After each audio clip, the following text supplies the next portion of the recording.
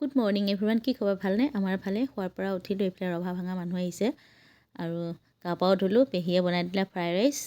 কাম বন আজি বহুত আছিলে, কালি যিহেতু ভোজ গৈছে ন, চাফা কৰোঁতে বহুত টাইম গ'ল আৰু খাই বৈ হ'ল। অলপ সময় এনেই বহি কথা পাতি আছিলোঁ আৰু এইফালে ভণ্টিৰ হাজবেণ্ডে কাটি আছে মধুৰিআম আৰু কমলাখাম।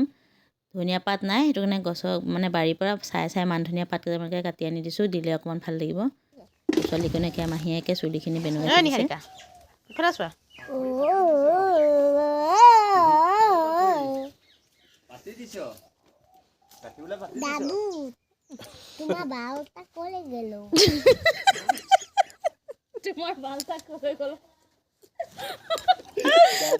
দেউতা চুলিখিনি যে খুৰাই দিলে টকলা হৈ গ'ল যে, সেইকাৰণে আমাৰ ছোৱালীয়ে তোমাৰ বালটা ক'লে গেলো বেংগলীত কৈছে। আৰু এইফালে মধুৰিআমত নিমখ আৰু জলকীয়া গুড়ি অকণমানো দি দিছে খাবৰ কাৰণে। ধুনীয়াকৈ হৈ গ'ল, এতিয়া খাম আৰু তাৰ পাছতে আকৌ এয়া কমলাও সানিলে। মধুৰিআম খাই হ'ল, এতিয়া আকৌ কমলা খাব লৈছোঁ। বৰ মিঠা কমলাকেইটা। ছোৱালীকণেও অকণমান আহি খাইছেহি। জলকীয়া দিছোঁ যেন, জ্বলা খাব নোৱাৰে তাই, তেনেকৈ খাইছে।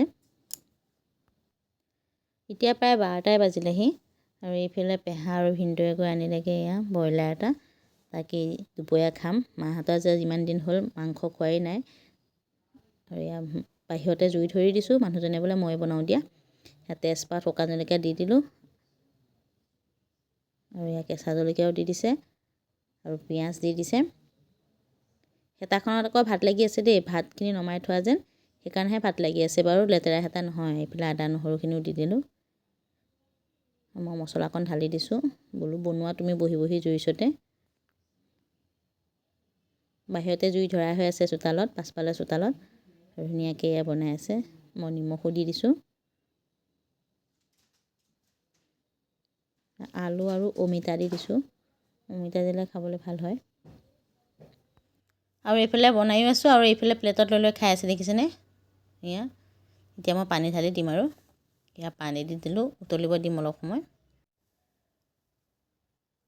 আৰু এইফালে আমাৰ ৰাইজসকল বহি গৈছে, কাষে কাষে মাংস দি দিছোঁ। ডিছপাততে খাইছোঁ, আছে যিহেতু ডিছপাত। আৰু দাইল বনালোঁ আৰু খাই বৈ হ'ল। আৰু এয়া দেখিছেনে, মোৰ হাতত ইমানবোৰ পইচা, বহুত পইচা মালিক হৈ গ'লোঁ আজি মই। গোটৰ পইচা, কিবা লোন আহিছে, ভগাইছে এয়া গোটেই আত্মসহায়ক গোটৰ। ছোৱালীহঁত এইফালে হাঁহ নিবলৈ আহিছে দেউতাকৰ সৈতে। মই আহি আছোঁ নিবলৈ সিহঁতক। ঘৰতো হাঁহ আছে, কিন্তু ঘৰৰ হাঁহবোৰে কণী পাৰি আছে, সেইকাৰণে ঘৰৰ হাঁহ বোলো নাখাওঁ। এটা বেলেগৰ পৰা কিনি অনা, সেয়া কিনি পেলাই ভিনদেউৰ সৈতে আহি আছে। আৰু এইফালে গৰম পানী কৰি সুমুৱাই দিলে, চীনা হাঁহ সেইটো। আৰু ইয়াত দেখিছেনে কোমোৰাটো কাটোতে বোলে এনেকৈ দাগ এটা দি ল'ব লাগে। এইবিলাক মই কোমোৰা কাটিম এতিয়া। আলু কোমোৰা কাটি ল'লোঁ আৰু এইফালে মাংস,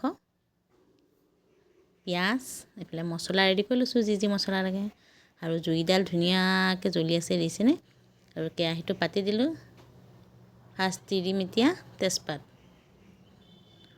পেহীয়ে ভাত দাইল বনাইছে, মই মাংসখিনি বনাইছোঁ। আৰু পিঁয়াজ দি দিলোঁ, নহৰু আদা এয়া মছলা দি দিছোঁ, যি মছলা আছে আৰু সকলোখিনি দি দিছোঁ। জিৰা, ধনিয়া পাউডাৰ, মিট মছলা, এনেকৈ হালধি গুড়ি, অকণমান জলকীয়া গুড়ি, সেয়াই, বেছি মছলা একো নাই। আৰু এতিয়া মাংসখিনি দি দিলোঁ। বনাওঁতে আকৌ কম লাগে, একচুৱেলি 2 কেজি। দেখাত আকৌ সৰু লাগে, কেৰাহীটো ডাঙৰ যেন, সেইকাৰণে সৰু লাগিছে। আৰু এয়া মাংস দেখিছেনে, মই লৰাই অলপ সময় ভাজি ল'লোঁ। এতিয়া আলু দি দিছোঁ আৰু নিমখ। চীনা হাঁহৰ ইমান এটা তেল নোলায়, পাতি হাঁহৰ যিমান তেল ওলায়, চীনা হাঁহৰ তেলটো অলপ কমকৈ ওলায়। আৰু এতিয়া মই কোমোৰা দি দিলোঁ।